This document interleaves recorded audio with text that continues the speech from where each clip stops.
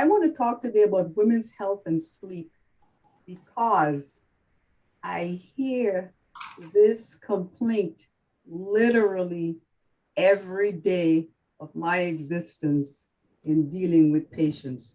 And one of the core symptoms of the perimenopause, which is around age 40 to 50, is insomnia. It's a common complaint. And after hearing it for many years, I began reading because it's not really taught to you in medical school the way in which I now practice it. Because after reading and researching and asking questions, I was able to come up with a plan for patients that I believe have helped them. And if I have time, if this presentation allows me time, I have three cases. These are real cases at the end of this presentation that I could present so that women who are listening in can sort of identify with, some of the symptoms these women have and how I was able to help them. So women's health and sleep. Sleep, as Shakespeare said, knits up the unraveled sleeve of care. And Macbeth made the statement after returning from murdering Duncan. I don't know if you remember that story. You see, sleep is a soothing time that soothes up all our worries and stresses and cares of the day. So it makes us new again, just as knitting up an unraveled sleeve makes a sweater new again. Sleep, as we know, is restorative. It is necessary for soothing the body and the mind. And without sleep, we remain unraveled and unsettled, as Macbeth is feeling. But for women, sleep is the problem. We know that the average adult sleeps 7 to 9 hours per night. But for women, the CDC says we sleep 2/3 of that. And as we know, when we lose sleep, several things can happen. We have impaired performance at work and at school. And of course, that would increase risk of accidents and injuries. The average woman sleeps about 8 hours and 27 minutes, 11 minutes longer than men. But the quality of her sleep is poorer. And that's what a lot of women complain of. I can't initiate sleep. And when I do initiate sleep, I wake up several times and can't go back to sleep. Insomnia, as you know, is the most common sleep disorder, and women are 40% more likely to develop insomnia compared to men.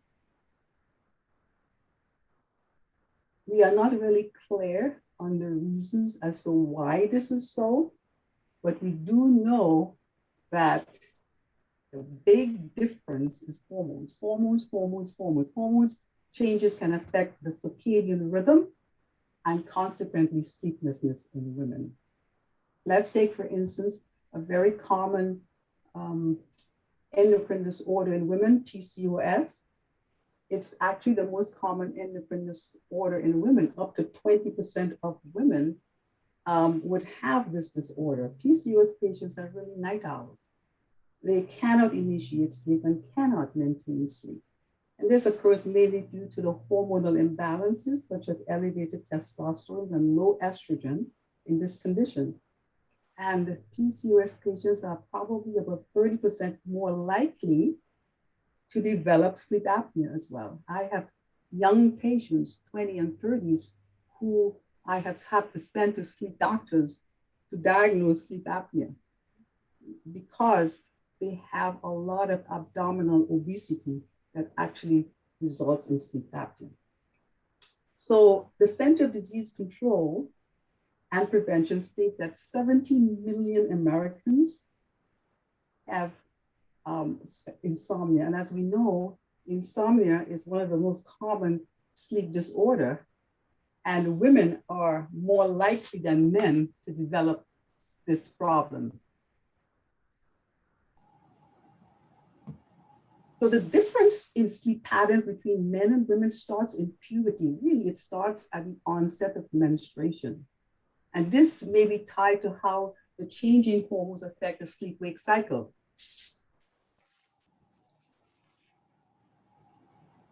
Women spend more time in slow wave sleep, and slow wave sleep affects hormones such as ghrelin, leptin, growth hormones, prolactin, and oxytocin. These hormones, ghrelin and leptin, are the hormones that satisfies hunger and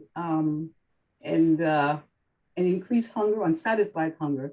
And the growth hormones are important for making you feel a good sense of well-being.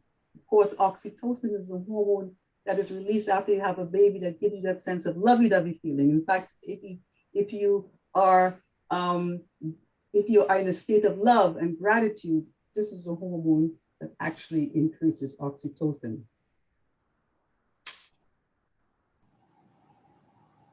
So changing hormones throughout the month could affect how a woman sleeps.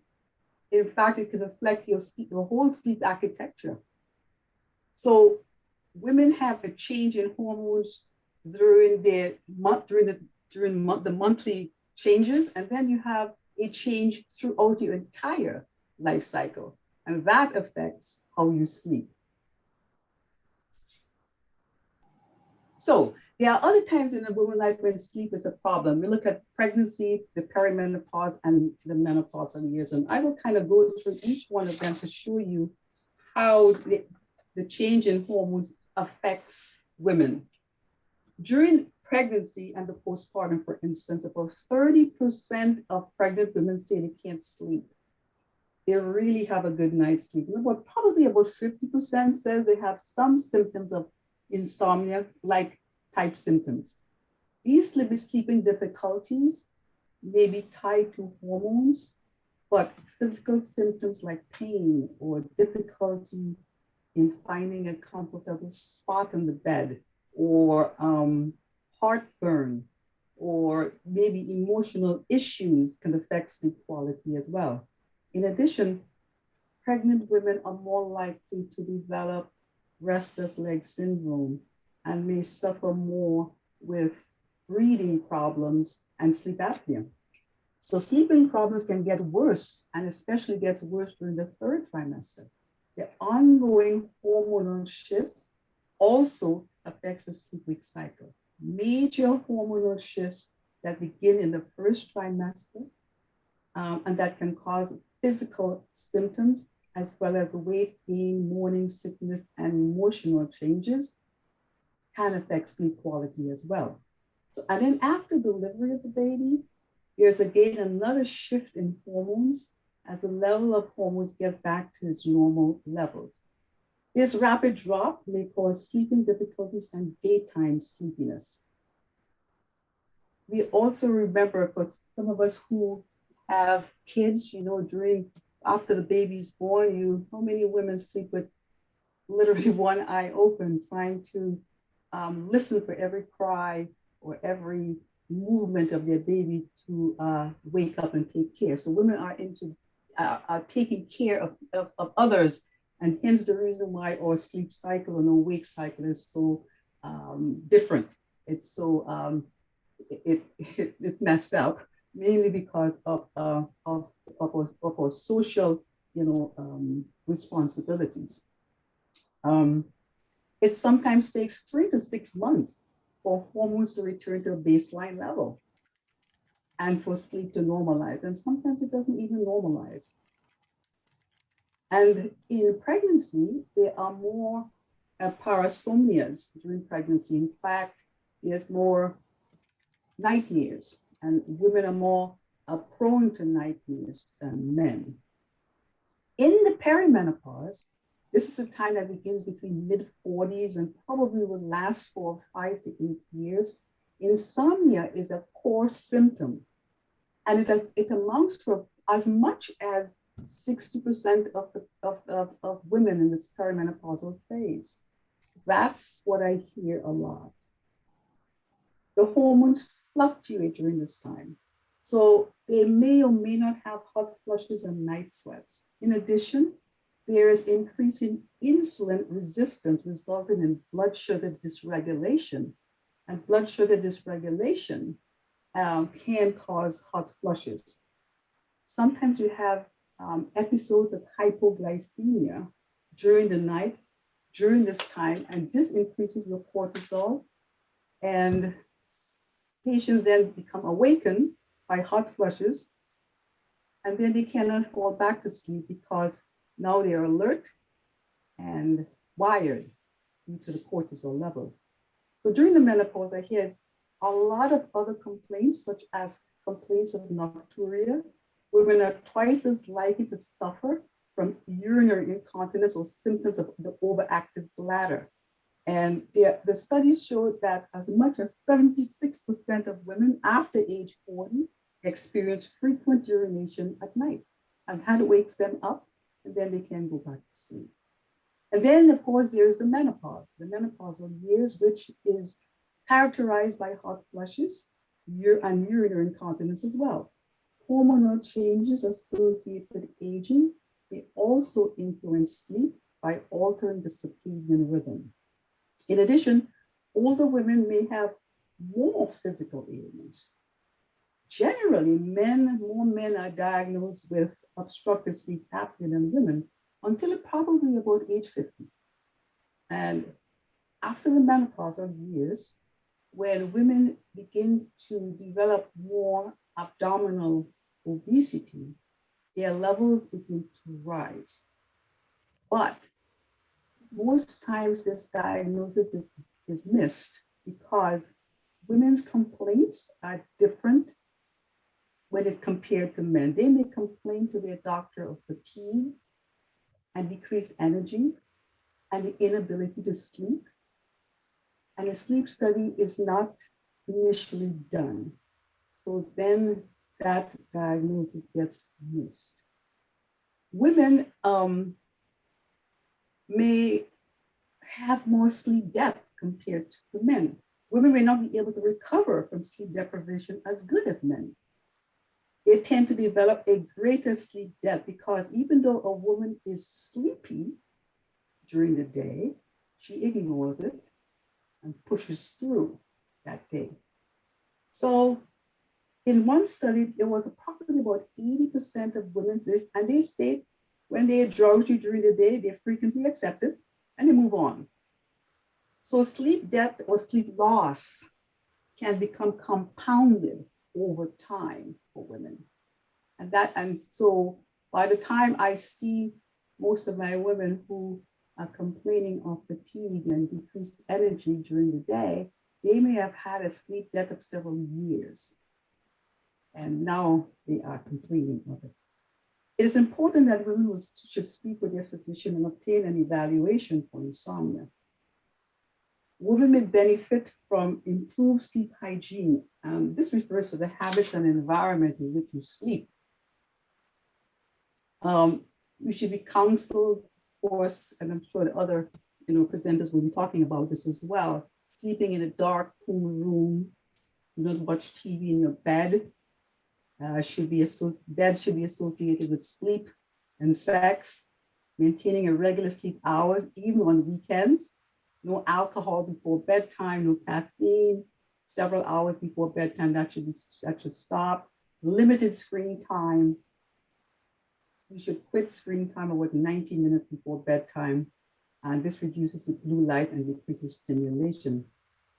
And in terms of sleep aid, women respond differently compared to men. In fact, one of the most common one is the drug Ambien. The starting dose for women is probably about 50% less than men because we have daytime hangovers and drowsiness and acting out in different ways. So women's sleep patterns are different, mainly because of our differences in hormones. We have hormonal shifts that occurs throughout the month, as you know. But not only that, we have hormonal shifts that occurs throughout our entire life cycle. And then when we achieve pregnancy is a totally different story. We have another set of hormones that comes into play. And all of that affects our sleep patterns. And with this modern living, because we are not in sync with the 24-hour cycle of the sun and the earth, our hormones even get even lower and even more unbalanced. So one of the first things I tell women is to go out in the sun, especially in the morning, and restore your circadian rhythm that way. So I first want to discuss, if I can, three cases. That these cases are very ill. I hear them every day. I deal with them throughout the day, throughout the weeks, and I have put together some cases so that people who are listening can see what I do for women who are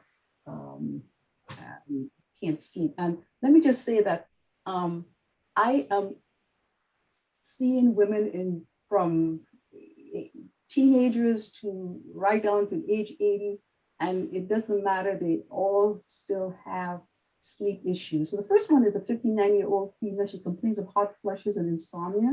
She can't fall asleep, but is awakened by hot flushes every hour between the hours of 2 a.m. and 5 a.m. She has to throw out the covers at times. She complains of daytime fatigue with loss of energy, mood changes, anxiety, and loss of sexual desire.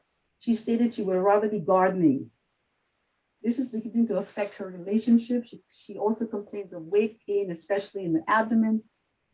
She stated she cannot lose weight, but she has no GI distress or pain. And I want to show you what I usually check.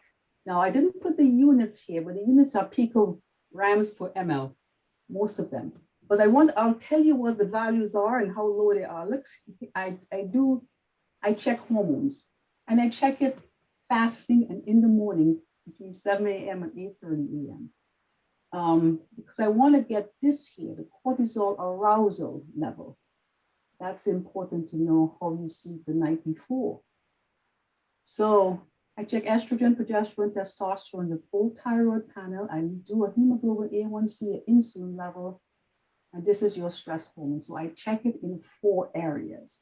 I check the ovarian hormones, the thyroid hormones, the adrenal hormones, and then I do blood sugars as well. The estrogen in this patient is low. It's less than 15. The progesterone is literally 0. Testosterone 25, not too bad. It's better. The upper limit of normal here is 45 in my lab. The thyroid is completely normal. This here indicates a pre-diabetic range for this patient, a little bit of insulin resistance, and that will contribute something to her hot flushes and her sleeplessness. Cortisol is not bad, and the DHEA is not bad at all. This is what I do for this patient. If I could get the patient to sleep and to improve the anxiety, then the energy level will improve. And the other abnormal factors will improve, such as pain and mood and even GI distress. So this is what I did for this patient. I discussed lifestyle changes with this patient. First, nutrition has to be optimal. I push a whole food, plant-based type nutrition as much as I can. Fruits, vegetables, whole grain, nuts, seeds, beans are good examples of this. We know the answer to that. I discussed exercise with that patient.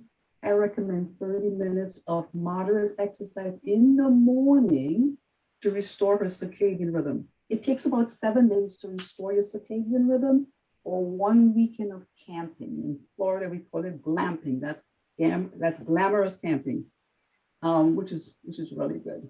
Glamorous camping.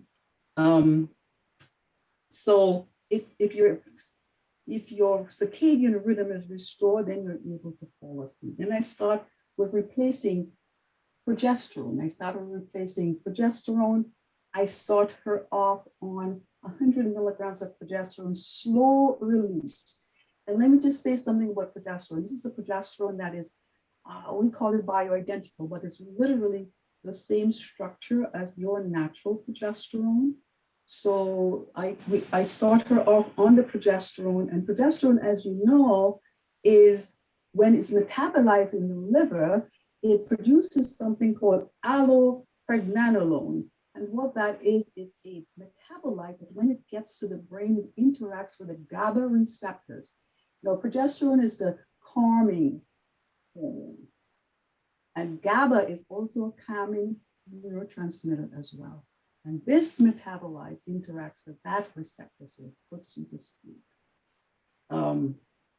I also add magnesium. I like magnesium glycinate, and I mix it with magnesium tauronate. Now, magnesium is probably one of the best anti-inflammatory mineral there is. It calms you down. And with the addition of progesterone and magnesium, I get my patients to sleep. I start her off on 400 milligrams as needed. Just these two changes alone would reduce 80% of hot flushes and improve sleep. And because in this patient, her estrogen level was low, I also added bioidentical estrogen and testosterone as well. And with that, that will improve her libido. I saw the patient after about 1 month, and she was sleeping better and had a full 7 to 8 hours of sleep. I want to add to it in the first 3 months, I begin hormones. When I begin hormones, I also add a multivitamin and a mineral for the first 3 months. And this is the kind that will activate your hormones and help you to reduce insulin resistance. I follow them every month. And I saw this patient every 4 weeks until she was able to sleep that full 7 to 8 hours. Not every patient I keep on this long term. There are some patients that I'm able to get off of certain kinds of hormones. There are some patients who absolutely need it. I want to talk again about, this is nice, case number 2. If we have time, and I'm assuming we have some time. Case number 2 is the perimenopause. I want to talk about this one. This is quite common. It's a 42-year-old female. She complains of difficulty initiating sleep. She feels her brain continues throughout the night. She cannot relax to fall asleep. She's awakened at 6 a.m., but never feels rested. Menses are irregular, and she also complains of decreased libido. No pain, but reflux disease some nights that keeps her from falling asleep. Again, I would check the same thing. In her case, the estrogen was moderately normal. The progesterone, notice, is completely 0. You know, the normal range of progesterone for her should have been between 10 and 15, and hers was 0. Testosterone was 30. Hemoglobin A1C and insulin, not too bad. She doesn't have diabetes. Her thyroid is okay, but her T3 is a little bit on the lower end. But look at her cortisol is 22, and the DHEA is 56, and this means she's wired but tired. So this is why she's still, her cortisol level should have been probably up to maybe 16, 17, but hers is beyond.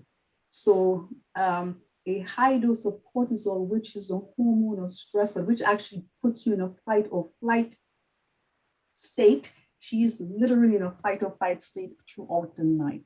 So this is what's keeping her from sleeping. So what do I do for this patient? The first thing that I do is I do my typical dosing. Now, let me just say, with this patient, I checked her hormonal levels on day 21, fasting.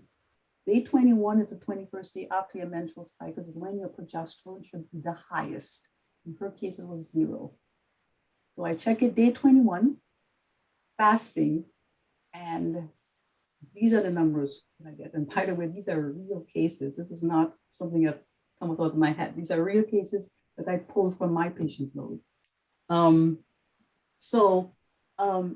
What I did for this patient was first thing I did was replace the progesterone. And in her case, I used a very small dose of progesterone. I started her on 25 milligrams of slow release progesterone. Let me just say something about slow release progesterone. It is slow, it is released, and it will keep you sleeping throughout the night. That's why it's slow release. You cannot buy it at an average pharmacy. This is a pharmacy that makes this up for me, a compounding pharmacy in my town, and they would make up a natural progesterone for me. There are a lot of compounding pharmacies around that can do that for patients. So I started her on 25 milligrams, and I advise this patient to increase the progesterone until she can sleep.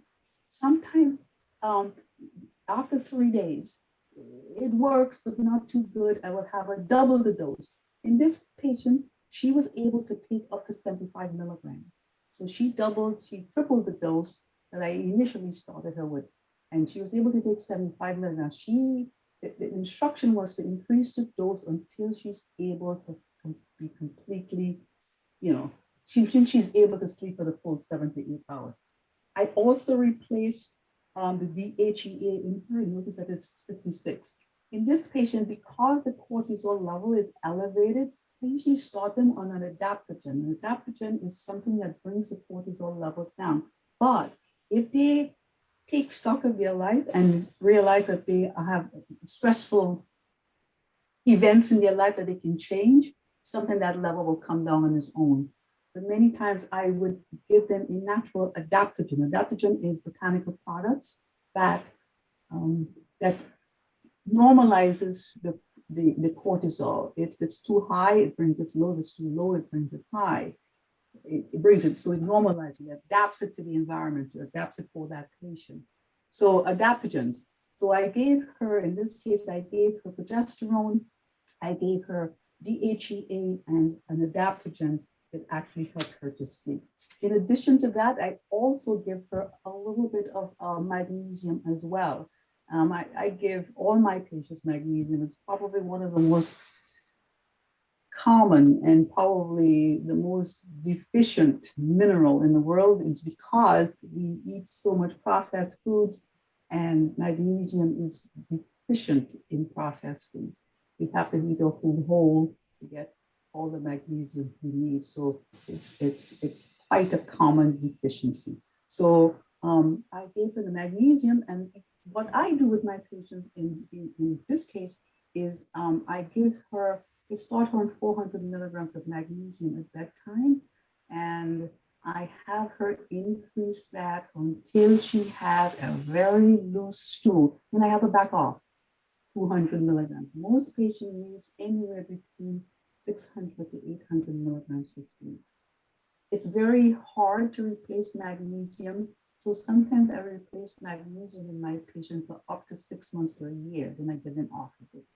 And in this patient, I can get her off of progesterone after about 6 months. I can get them off. And then if I can get them to change their lifestyle, exercise, restore their circadian rhythm, I can get them off of some of these hormones. So that is the 42-year-old. So stress reduction is done by simplifying her life, hydration, exercise, proper nutrition, good oxygenation by breathing exercises, and all of that stuff is important for reducing stress. Got to remember that we are about 80% water and 65% oxygen. So deep breathing and oxygenation is very important. So the last case is a 20-year-old, and so here we have 3 cases with 3 different age groups, and not all menopausal, not all perimenopausal patients complain of sleep. Here's a 20-year-old complains of no menses for 8 months. She's not pregnant. Anxiety is especially exacerbated by the pandemic. She had menarche at age 11. She has an abnormal hair growth in the face and abdomen. She complains of acne and oily skin. And people who are listening to that already knows that this patient probably has PCOS. She has difficulty in falling asleep, only sleeps 4 to 5 hours per night. She feels fatigued during the day and completely beat about 3 p.m. She has gained weight over the last 6 months without changes in eating habits, according to her. She now has a BMI of 31. And in this case, I do the same thing again. I have them, since we don't know when day 21 is, I have her go fasting. And you notice one of the things I want to show in the interest of time is that her testosterone is 75. Now, 45 is the upper limits of normal. So 75 is high for this patient. The reason why the testosterone is high is we realize that in PCOS, there is an impairment of an enzyme that converts testosterone to estrogen. In the ovaries, the first hormone that is produced is testosterone, the very first hormone. And that changes to estrogen. with an enzyme called aromatase.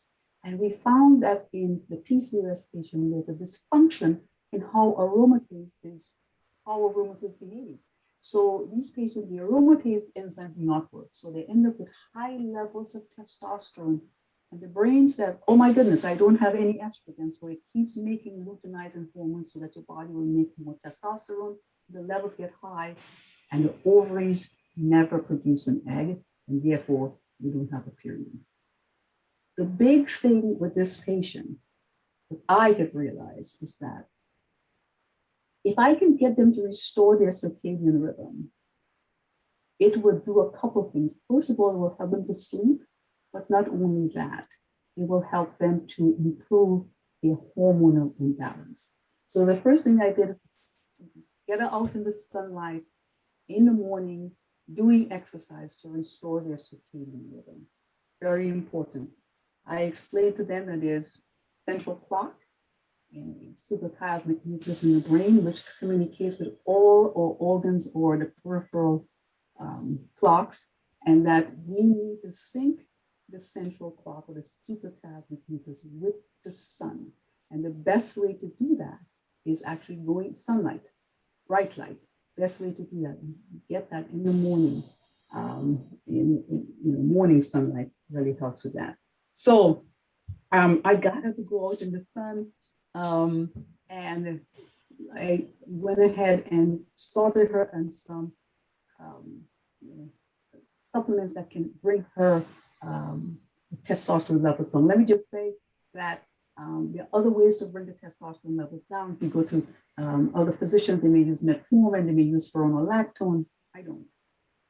I try to help them to sleep and try to bring it down in a very natural. It's only the biggest way is to restoring their circadian rhythm and using other natural supplements that can bring that level down. I use things like saw palmetto, I use myoinositol. But the big thing is actually nutrition. Nutrition is the huge thing that helps these patients. So I try to get them on a whole food plant-based nutrition just for 3 months. If I tell them forever, they never do it. So I say 3 months. Could you stop eating meat? Could you become a vegan for 3 months? Could you become a whole food plant-based person for 3 months? Could you stop dairy for 3 months? And if they can do that, then I can get them to have a period. I know my time is out, so I would sort of wrap up here. And if you have any questions or anybody has any questions, I'll be more than happy to answer this question. So you made mention, Dr. Perrott, that there were 17 million persons in the US that were experiencing insomnia. Do you have any idea of what those numbers are for Trinidad and Tobago? I do not. I apologize, I do not. Maybe Gregory does know, but I don't know. Well, Nicole, that's one of the reasons why we're having this event today. First off, bringing the information to the public to understand the relationship between sleep and hormone imbalance in women, as well as the relationships with chronic illnesses like diabetes and heart disease and so forth. So we're conducting some research studies here with the Diabetes Association, and eventually we'll start doing it in other specialties as well, because in the Caribbean, we don't have any data. The data we have is all from the US and the UK. And yet, we believe that we are the same people, but when you're in the country of the Caribbean, you say, that doesn't pertain to me. There's no realness of them accepting that responsibility. So that question, obviously, we're going to find out up in the next up and coming months, and hopefully in the next few years, we'll have more statistical data to share.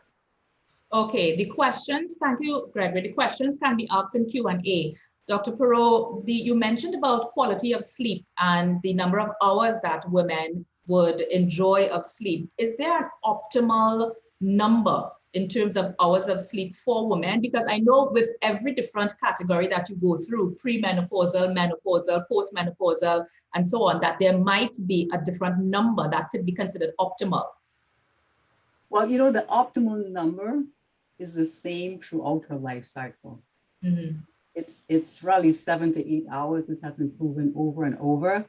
Yeah. To be what it is, and it how we hear the story about, as you get older, you don't need all those hours of sleep. That's not true. You still need those hours of sleep. That's not true at all. You know, you still need it. Yeah. Yeah, because that is a saying you hear that I'm Yeah. old now. I don't need, I could only sleep Right. 2 hours and I'm Right. good. I can't understand that at all. Right. So we have some questions from some of our viewers, and I'll take this one. Some phones now have blue light filters. Does that make any difference in terms of the recommendation for screen time prior to going to sleep? Well, besides the screen time is the extra stimulation you get from these devices. So that's why they recommend that you stop your screen time about 90 minutes or so before your bedtime, because you can get your brain again to relax and get that out. It's not just blue light, but there's a stimulation you get. Have you ever, start Googling, you're like, oh, before you know it, you've gone down the rabbit hole looking at stuff that you wasn't even there to look at. So there's an extra stimulation that you get with these devices. And of course, the EMR, electromagnetic radiation, I'm not sure, it also affects our sleep as well. For me, I'm on call all the time, and it hurts me to have to put my phone next to my bedside. I would like to put it at the end of the room, but nobody hears me, and then they send the police out to find me. So what I'm saying is that it's not just simply blue light. I'm not sure how much it filters anyway. I have a blue light glasses, all kinds of stuff. I still feel it's. Yeah. I'm not sure how adequate it is. So we have a few other questions. What percentage of Dr. Perrot's clients are sleep tested? And what sort of magnesium do you recommend? Oxide is not best absorbed. Okay. So I ask about sleep apnea just about every patient. I tend to more focus that on the menopausal patients because, as you know, after age 50, that increase is often missed. So I focus on it. I said, did you have a sleep test? Is your primary care physician doing one for you? Can I get one for you? So we kind of rule that out. And I would say probably the majority of my patients, I would say it's probably minority. Mm-hmm. The majority of my patients, they have already been tested. They're already using a monitor, or have already been ruled out and still can't sleep. So I'm saying that's where the hormonal balancing comes in. Okay, another question. My daughter is 13 years old and no sign of a menstruation. She gets tired, sleep issues, and broke out with fungus marks on her skin. What do I do? First, you got to get an evaluation from a physician because 13 is not that old. We get worried by 16. For instance, if you don't have a period by age 16, we get a little worried about that. But by 13, I think it's okay to wait a little bit. Now, it's not a bad idea to seek your physician and have them do hormonal levels, monitor those things, make sure the anatomy is correct, things like that, before we wait without having any kind of evaluation.